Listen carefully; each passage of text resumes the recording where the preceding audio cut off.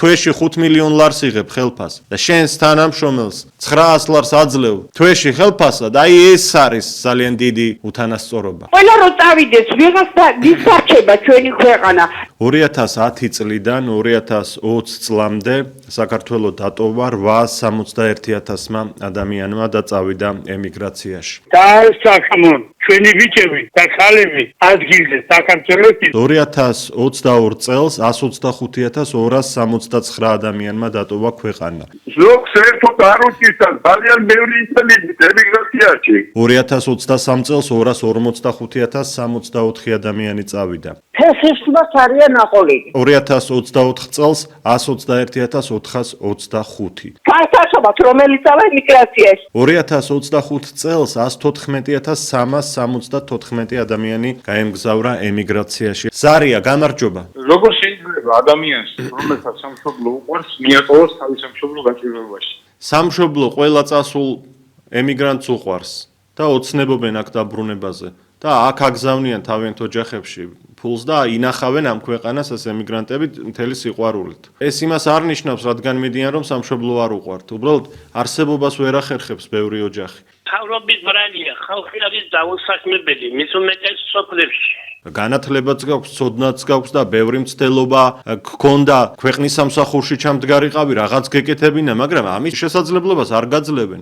მე ახლა რო უყურებ გენერაციას, გული მткиვა იმაზე, რომ ქვეყანა იცლება მიდის ემიგრაციაში ხალხი, მაგრამ არის ფეხსაყოლილი ხალხი, რომელსაც არ უჭირს და მიდიან მაინც მიდიან. მე არ გეთანხმებით იმაში, რომ არსებობენ ადამიანები, ვინც კარგად ცხოვრობენ, არ უჭირთ და მიდიან უცხოეთში, რადგან ეს მოდაა. არანაირი მოდა ეს არ არის. თითოეულ ემიგრანტს ვინც საზღვარგარეთ ცხოვრობს, ენატრება საკუთარი სამშობლო და აქ დაბრუნებაზე ოცნებობენ. ოღონდ აქ არის თუ არა ცხოვრებისთვის საჭირო გარემო და პირობები. სულ არ მინდა წასვლა, მინდა ჩემ ქვეყანაში ყოფნა, მაგრამ 250 ლარით როგორ ვიცხოვრო? ამაშია საქმე, იცხოვრეო და მოკვდიო, გვეუბნებიან აგერ. ქვეყანას ადამიანები ფულის სიყვარულის გამო არ ტოვებენ, ისინი ტოვებენ, იმიტომ რომ საკუთარი ოჯახი შენახვა შეძლონ.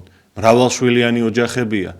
და მამა წასულია ან დედა წასულია ამ ოჯახიდან რომ შვილებს გამოუგზავნოს და ოჯახი შეინახოს.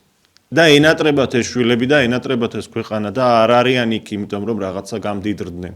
არავის არ უხარია ემიგრაციაში წასვლა. ეს მე მთელი გულით მინდა თქვა და დამეთანხმებიან ამაში ჩვენი ძვირფასი ემიგრანტები, რომლებიც მძიმე შრომით ცდილობენ რომ ხარი დაუჭირონ საქართველოს, მათი გამოგზავნილი თანხებით, ფინანსებით კიდევ რაღაცას ახერხებენ ეს ოჯახები და თავს ინახავენ და ქვეყნის ეკონომიკაში შემოდის ეს ფული. სოფი ჭამა არ უნდა. იმიტომ მიდიან იქა. აი ეს გარემო ღუპავს ყველაფერს და მით უმეტეს ხელფასები ძალიან დაბალია, როგორც კერძო სექტორში, ასევე საჯარო სექტორში. ეს ზოგადად მოქალაქეებისთვის თორემ ის 9%-ზე ოდნავ მეტი, ვინც მდიდარია, თვეში იღებს 300,000, 400,000 მილიონობით ლარსაც კი თვეში, ასეთი ხალხიც გვყავს. არ მოგეწონა ჩემი ძარი, არ მოგეწონა ერთი მითხარი. მე არ მიწისო რომ მითხარი. დიახ, ეს დიახ. იმას განიშნავს. თქვენ რომ არ გიჭირთ ეს კარგია. ყველაფერი. მაშინ მეგეწმი შენ.